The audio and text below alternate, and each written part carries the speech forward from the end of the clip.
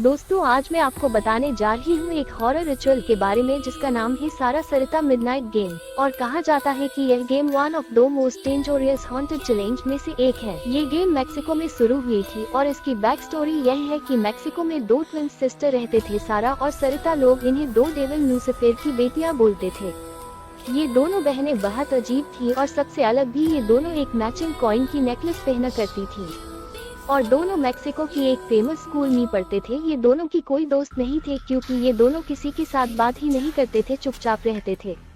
एक दिन सारा स्कूल के बाथरूम में गई थी और वहाँ के स्वीपर ने सारा के साथ बदतमीजी करके उससे मार दिया और फिर सारा को ढूंढते ढूंढते सरिता वहाँ पहुँची। उसने सरिता को पानी के ड्रम में डाल के मार दिया और इस घटना के बाद से यह गेम चालू हुई थी। इसको खेलने के लिए आपको एक ही मूल्य के दो कोइंस की जरूरत होगी और एक साथी की, या फिर आप अकेले भी इस गेम को खेल सकते हैं, लेकिन याद रखिए दो सिक्के होनी चाहिए।